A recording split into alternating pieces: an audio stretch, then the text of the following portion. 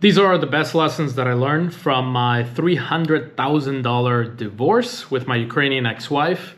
A lot of people have told me, maybe you chose the wrong woman, maybe you should have checked for her red flags, maybe you should have had a better hiring process when it comes to your wife. But I think regardless of who you pick, obviously we all want to have a family, maybe you don't, but I do, certainly.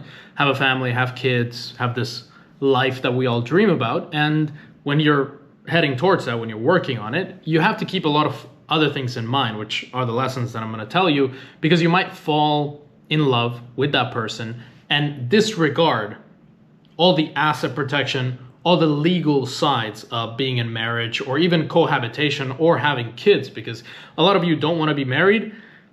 I probably won't get married again, to be honest, because it's just legally, it's one of the worst things you can do if you're a wealthy man.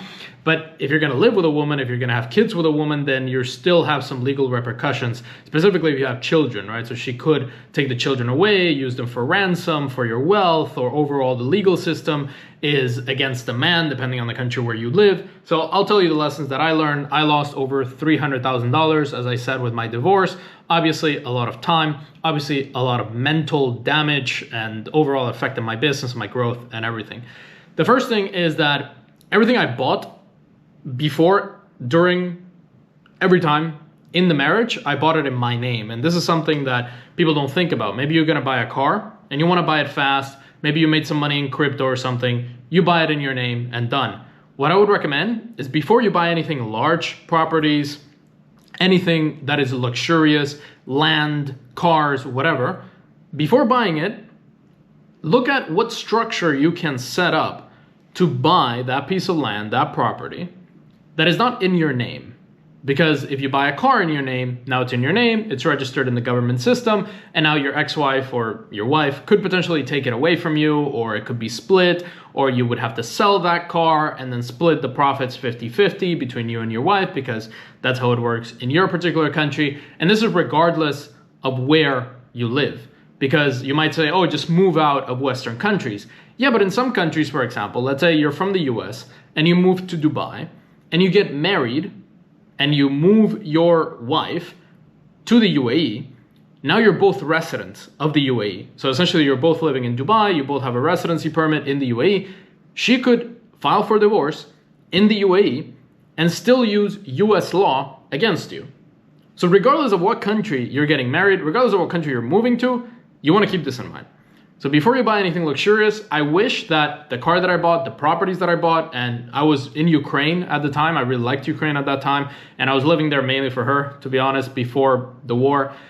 I bought properties, I bought cars, I bought everything in my name. Didn't care about putting a structure, didn't even care about putting an LLC behind them. Absolutely nothing. And that's why I talk about Cook Islands Trust, or having a trust, so much. Because yes, it's a high price point. You're going to pay maybe $40,000, $50,000 to set up a trust in the Cook Islands, the jurisdiction that I recommend. But then that trust could own the properties, could own the car, could own everything. And a trust in the Cook Islands can pretty much own any piece of real estate or anything anywhere in the world. It's going to take longer. It's going to be a bit harder to do it. You're not going to buy a car in 2 days. In some cases, you can do it, and if it's in your personal name, you can buy it in 1 or 2 days. If it's under a trust, it might take a week, it might take 2 weeks, but it's a small amount of time to then prepare for lifetime, essentially. And this is not about trust. It's not about trusting your wife. It's not about finding somebody that you trust. Your wife could always turn back and use the legal system against you. Things can go south. You might cheat on her. You might do anything stupid, whatever it is. It's not about trust. It's not about finding the good woman. It's not about picking the right person. It's none of that. It's about protecting your assets, protecting yourself legally in case everything goes to shit in the long term. So what I would have done back then, I wish somebody would have told me this face to face and would have said, if you're going to buy all that stuff in Ukraine, the place where you're married, where the woman is a citizen of that country, regardless of where she's a citizen from, you're living in that place, set up a trust, and then with that trust, then buy the properties and buy the cars.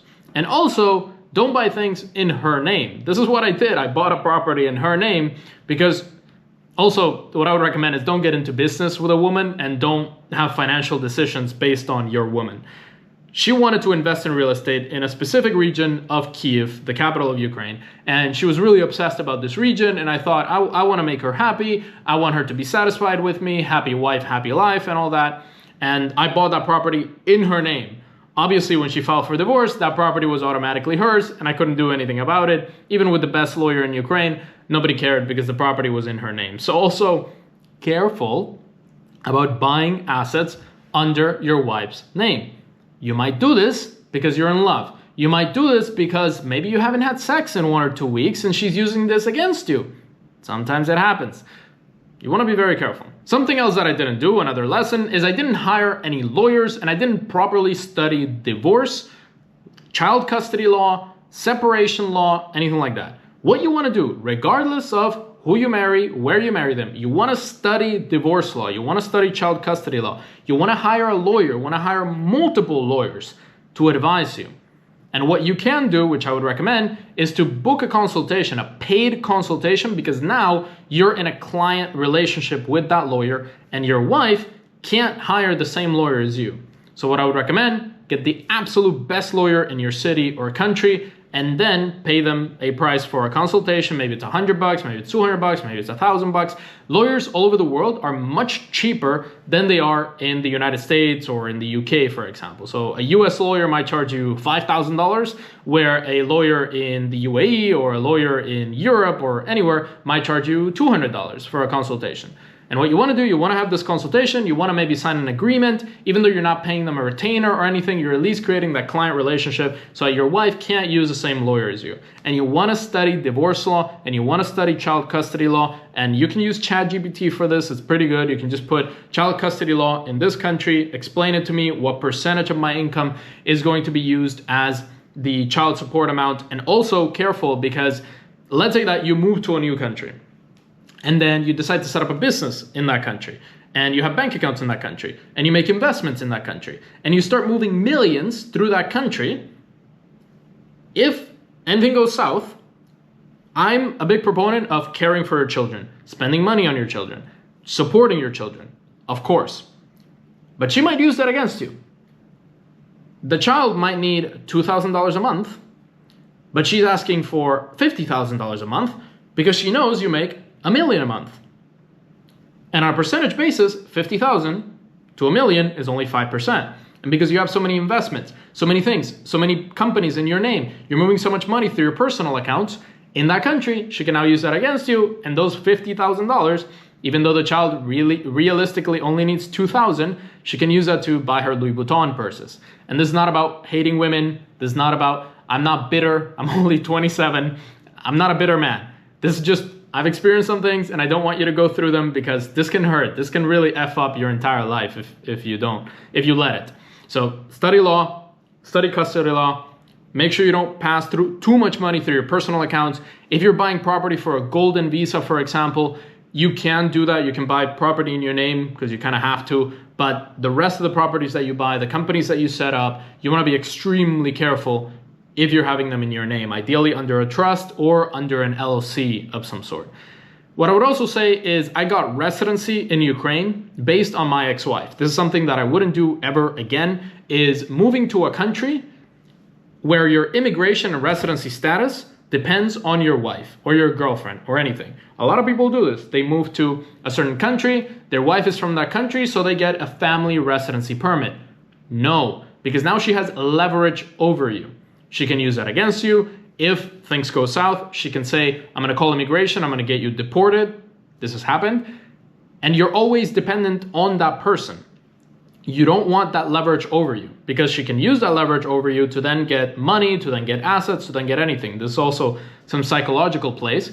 I will never do that again. If I'm moving to a country with a woman because her family's from there, because we're gonna have kids there, because anything, I am going to get residency by myself. Either there's a golden visa, or I can set up a business, or I can have some contact there that can give me residency or hire me, anything, but not through a woman. I highly recommend you. I know this might sound stupid. I know it's an easy way to get residency somewhere, just marry someone, but now they have leverage over you.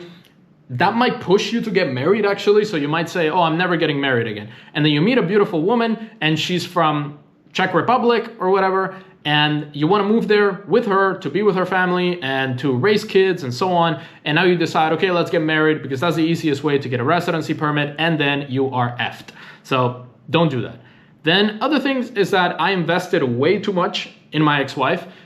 If your wife is consistently asking you, oh, please buy me this, buy me that, buy me this luxurious thing, buy me this, buy me that, buy me this, buy me that, that then gets you into a loop of buying things for her. And that's how she got me to buy property in her name at the end. So you want to be aware of this.